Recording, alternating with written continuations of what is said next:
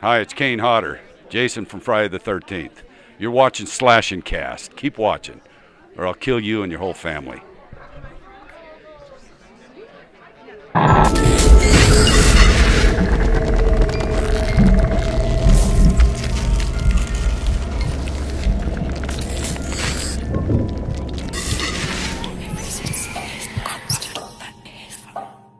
What's going on, horror fans? Welcome back to another episode of Slash and Cast. My name is Riley. That is Nick. I'll tell you what, we've been on hiatus for a while. It's been, what has it been, like a month? Yeah. We've been busy. We were shooting Reviving Camp Blood. Yes. Okay, which was a hell of an effort. Speaking of that, we have a new switcher right now. Rachel's not available, so we have Levante, who stars in Reviving Camp Blood. So if it looks like shit, it's his fault, just so everybody knows. Little Man Podcast will return this Saturday, and Levante's supposed to be on it. So ideally, we'll have a fun little interview, okay, and go over some of the fun things that happened on set. That'll be this Saturday at 8 p.m. Eastern, live at twitch.tv/Little Mad Podcast. Other than that, all links you need in the description below. That includes Twitter, Facebook, Discord, Reddit, links to become a member for the channel. That keeps the channel alive. If you're interested, I really appreciate it. Everything you need right there. With that, let's go ahead and let's jump into our news of the day, starting first with, real quick, Last Year the Nightmare. First, they've been quiet. Yes, they've been really quiet for a long time. Yeah. But they did finally. Well, they started on just like 5 posts on Twitter, just kind of breaking down what's going on. They will be at PAX West this weekend. Mm-hmm. That's exciting because at PAX East they've showed gameplay for the first time. And they played it. Yeah, they played it. And it looks like they have the big booth like they had last time. Yeah. So should be another play session there. And they said when they were at PAX East, they took huge steps forward in development with feedback and actual gameplay. Yeah. It was after PAX East, we expected to get like more news really quickly, more gameplay like footage, and it never happened. They just kind of went silent until right about now. They did launch their official Discord. You can join that, link in the description. And with this post they made on Twitter, they also did confirm they have a solid partner officially on board. You know, they didn't say who it was yet. But they said it was going to be big. Yes. And for us, we're jumping to conclusions. This is a theory, a game theory. Okay. We think it might be because they might be trying to push the console sooner than expected. Right. Which would be exciting. Right. They've always been saying, we're going to launch on PC first, then work to get consoles done. But lately it's just been, we have news on that soon. It's been differently worded. Yeah. And if I know Jay, decode my decoder ring out. What else could it mean though? Is it just a distributor, a true publisher? I don't know. It could be anything. It just kind of, we already know they're interested in consoles. There's been a longer delay than expected, and they've been so quiet. It's like maybe it's because they're trying to push the console sooner. Right. But like I said, that's just our theory. Who knows, though? They also said lots of cool things will be revealed, including a swanky new website on August 30th. That is this Thursday. Expect more updates in the coming days and weeks, starting with our first live Q&A on our Discord server. Date and time to be determined. So we probably expect that announcement coming on Thursday. So like I said, join the Discord. You get some good things. And if it's big news, we'll post a video on it. Right. If not, we may not. But we'll every Last Year news, actually relevant news, we will continue to cover, and we'll do so throughout the lifespan of this game. All right.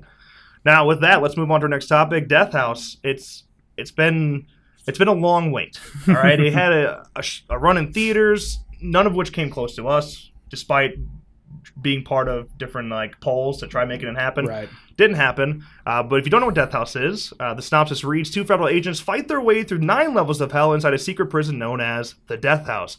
A facility-wide prison break turns their flight into a tour of horrors as they push toward the ultimate evil house in the lowest depths of hell. So a really cool, an original concept. What's interesting about Death House, and the reason everyone's been talking about it, it's been labeled as the Expendables of horror, not because there's a whole bunch of horror characters in it, but because a whole bunch of horror icons are in it. So right. Kane Hodder,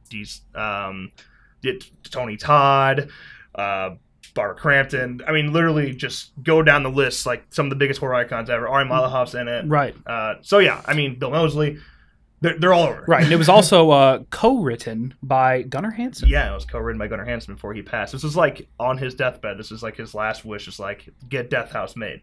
And sure enough, here we are today. And it's officially, finally, coming out to the public. And will be available on VOD this November 6th, as well as a DVD release date of December 11th. Now, this is my only gripe with this. I don't buy DVDs. I just don't anymore.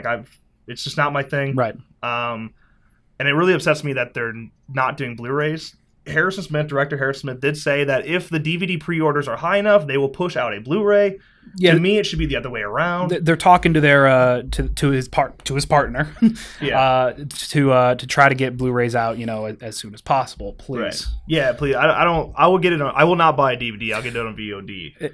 But I won't. Right. I don't want to buy a DVD. Right. It's funny. We've been talking about Death House for a few years now. Yeah, and, it's been a while. Actually, the first episode of Slash and Cast, we had director Harrison Smith on. Yeah. So it's that's coming full circle. That's pretty neat. But now it's time to end the show. Yeah, correct. But Harrison keeps tweeting. There could be a whole nother movie, a whole documentary on just the process of getting this out to everybody. So honestly, I'd watch it. Yeah. It's been over 2 years. Yeah. So it's good for independent filmmakers, Yeah. Help them learn some stuff. Yeah. Like I said, just make it Blu-rays. Okay. Blu-rays, please. God, please. It's 2018. All right, with that, let's move on to our next line of news. MGM's Child's Play remake. There's pretty much nobody that's liked this idea. It's pretty much being bashed on by all fans and seen as a huge cash grab by MGM, taking an already very alive franchise, which is moving to television, and just kind of throwing it in everyone's face. But, some little early plot details have referred to it as the robot doll. Now, according to comicbook.com's unnamed sources, the new Chucky is a defective buddy doll whose programming code was hacked so that he has no limitations to learning and also violence. The doll apparently gets reprogrammed by a Chinese factory worker who ends up committing suicide after removing the doll's limitations for whatever reason. Yeah.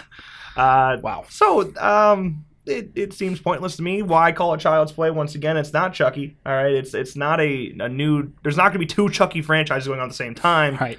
And nobody from the Child's Play franchise is signing on to do this remake. So it's just don't call it Child's Play. Call it Killer Robot Doll or something. Anything but Child's Play. But last we heard, filming is set to begin next month on Klevberg's film, and wherein Andy, a 12-year-old boy, still call him Andy. It's pretty cruel. But a 12-year-old boy and his friends face off against a robot doll on a killing spree. It still seems super stupid to me. That just sounds like a one-off movie. That literally sounds like just a... I don't see a franchise coming off of that. Robot doll. Yeah. I hope nobody supports this. Nobody goes and sees it. Right. Nobody buys it. Just don't. Let's go support the actual Child's Play franchise, as it's still alive and well. Yeah. There was an article that came out recently. It was an interview with I don't remember her name, but she was the girlfriend in she's either the girlfriend in Child's Play 3 or was the sister in Child's Play 2. I can't remember which one. But they were like, yeah, MGM's a bunch of fucking douchebags. They should have just said that. That's how it. I'm quoting that. It's just really douchey. It's oh, okay, all right, yeah, good, okay. At least everyone's on board. All right, let's move on to our next on news. This is an exciting one for all you Halloween nerds. Well, Halloween 3 nerds out there. I don't want to say Halloween nerds because there's a lot of fans of the Halloween franchise that just don't like Halloween 3. We are not one of those. We love Halloween 3. I wish we still had our 3 masks on the table. Yeah. But, we had to move on. Halloween 3 vinyl officially coming from Death Waltz Recording Company and Mondo as they have joined forces to reissue John Carpenter and Al Howarth's Halloween 3 Season of the Witch soundtrack on vinyl, remastered, and being offered up in brand new packaging. I love it. It's pretty cool, okay? Now, what's more interesting about this is that it was taken from the original tapes and then remastered from those tapes to ensure the highest quality possible. That's pretty neat. And then in this packaging from the vinyl itself, you have you got some weird little card trick game going on in there. It's like a mind control trick, I guess, that's supposed to make you pick the pumpkin. I don't see how it'll work. I've done a lot of stupid magic tricks like that, and I don't see I don't know. Whatever. It's just one more interesting thing to have in your little vinyl collectibles. Yeah. So there's 3 different colorway versions available. There's 180-gram pumpkin mask vinyl. This is Mondo exclusive. So this is the orange version, which would be the pumpkin mask. Then you have the witch mask vinyl, which is just a green vinyl. And then the skeleton mask one, which is just white. So 3 versions. Feel free to go pick them up. I'm excited. Yeah. But hopefully they're not too expensive because I want to buy all 3. Yeah. And I can't do that if they're above like $4. I'm just kidding. If they're above like $20, I can't do it. The Halloween 2018 is coming to vinyl too. We're not covering that today, but we did purchase that one. That was only $20 for like a 2000 limited edition version of it. Yeah. So let's do that. That would be nice. Yes. Now, staying on the topic of Halloween, let's move on to our next topic. All right, original Halloween, 1978 Halloween, is coming to 4K. 4K Ultra HD. So the special features include audio commentary of the writer-director John Carpenter and actor Jamie Lee Curtis. The Night She Came Home featurette. On location 25 years later featurette. The TV version footage, trailer, TV spots, and radio spots. So nothing on there is something, as a fan that has had the most recent versions of Halloween, there's nothing on there that you haven't seen before. So it's not that exciting. The artwork is not different on the case. It's literally just the same artwork you got if you got a normal Halloween Blu-ray, except it's a 4K Ultra HD case. Right. So like I said, there's nothing really there. If you already have the Blu-ray version of it from the 35th anniversary, I think just stick with it. I don't think you really need to repurchase it unless you're a big fan like us. So I'm gonna have to fucking buy this. But like, oh well. Yeah. I'm hoping still, because we're on the 40th anniversary here. I'm really hoping that we get a better release of Halloween. Yeah, I'm cool with, I mean, it's nice having 4K. I get it, but the Blu-ray version looks just fine. It looks beautiful, and I want like we get like a steelbook edition, or like, you know, like the Texas Chainsaw Massacre limited. The 40th anniversary came out. That had a really cool release. The Exorcist had a really cool 40th anniversary. Psycho had a cool one. It's like, can we get a cool one for Halloween and not just this another basic, you know, Blu-ray?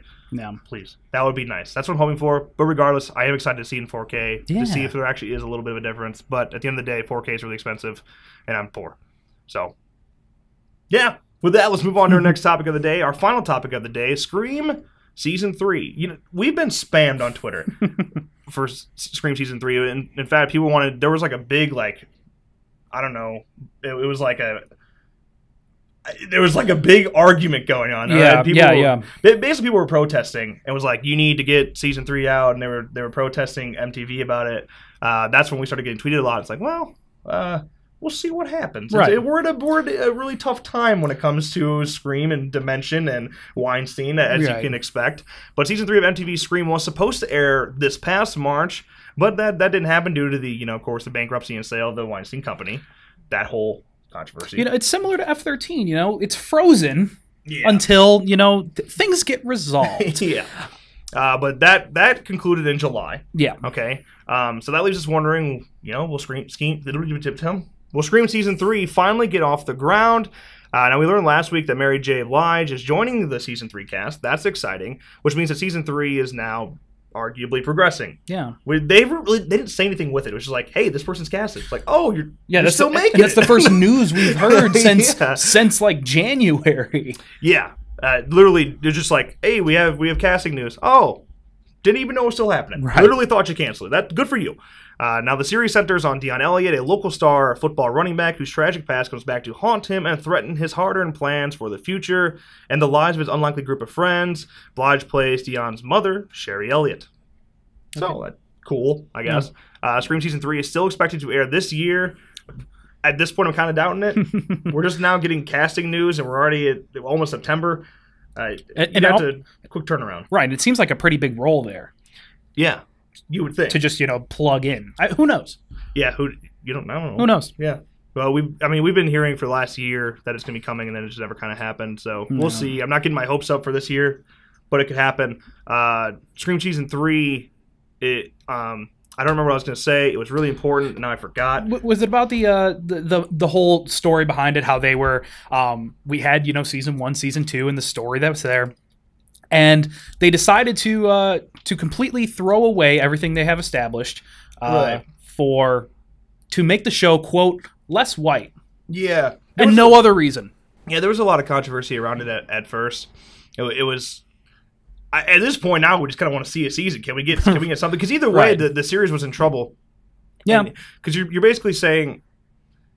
This is one of those situations where you'd had to cancel the show temporarily anyway because of the Weinstein Company issues. So if that would have happened, Do you really hold on to those actors and not let them move on to maybe a different show or something like that? Either way, Scream was in trouble. I see it that way. Could have been like an F-13 situation where this could go on. This sale could have went on for another, couple months or a year. Yeah. So, I think it's all right now that it's kind of rebooted because it's been so much time has passed because of the sale. But still, like, they rebooted it to make it more racially diverse instead of introducing those to the story that you already had established over the last 2 years. I wish that's what they would have done. I'm totally cool with making a more diverse cast. There was a story there that I didn't think was finished that I wanted to finish, and they didn't finish it. They threw it in the garbage. Yeah, so I kind of wish they would have just kind of snuck in this new cast they got into mixed with the other cast. But I mean, whatever.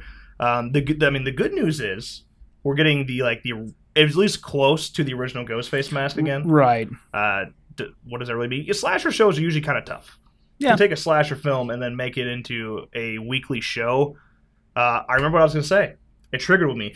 It was when it was first announced that season 3 was coming. They said that they were going to release all episodes at one time in one night. It was going to stream in one night and then just play periodically, across the weeks. Right. So I wonder if they're still going to do that. Are we going to release? Because then it kind of makes sense that it comes out this year. That it's literally drop it all at once, but then again, you have to edit. I think they said 10 episodes. I think or maybe it's less now because of season 3. Yeah, I'm not sure. Nobody's sure. Nobody's sure. We're just throwing up guesses at this point. Yeah. But yeah, I'm over the best. Scream season. Even though it's not even close to Scream, but if you kind of just take Scream out and just look at it as its own show, right? It's okay. It's just too much drama and your petty teenage stuff to really fit Scream properly. It's an MTV show. It's an MTV show. So just kind of call it a Shriek. Shriek season 3. Just keep that in your head and you'll be fine. That was my mentality watching season 1 and 2, and I enjoyed them. So, all right. But that is our last topic of the day, and it's going to wrap up the show. But we have some quick headlines as we've been doing lately. All right. So links in the description to that. You got things like new images for The Predator. Not too bad. You also have more horror coming in Netflix in September. Thank God. Yes. Hopefully they don't take Scream 2 and 4 off. They took 3 off. I was really upset. I literally just keep those movies on loop. Also, Bruce Campbell is now in talks for an Ash vs. Evil Dead, Evil Dead game, as well as Ash vs. Evil Dead and the franchise's future. He discussed. It looks like we might be pushing a VR game. Yeah. Interesting. Yeah. Evil Dead is coming into the video game world many, many times. Yeah. So that one's not as exciting as these other franchises that are being discussed right now, but still exciting to see. Horror and VR is always interesting. Yeah. All right. But, God, good Lord, if you enjoyed, make sure you drop a like, subscribe, and you know what? This is on Tuesday, but we'll be back on Monday next week. And we'll head back to our old switcher. Let us know if you did well. Congratulations. You got a hashtag? Hashtag Shriek Season 3. Oh, wow. Okay. Shriek Season 3. All right. All right. As always, thank you guys so much for watching. Editor, roll that outro. Back to the future. Are you telling me that this sucker is nuclear? Precisely. Michael J. Fox. Whoa, this is heavy. Christopher Lloyd. There's a word again. Heavy. Why are things so heavy in the future? Is there a problem with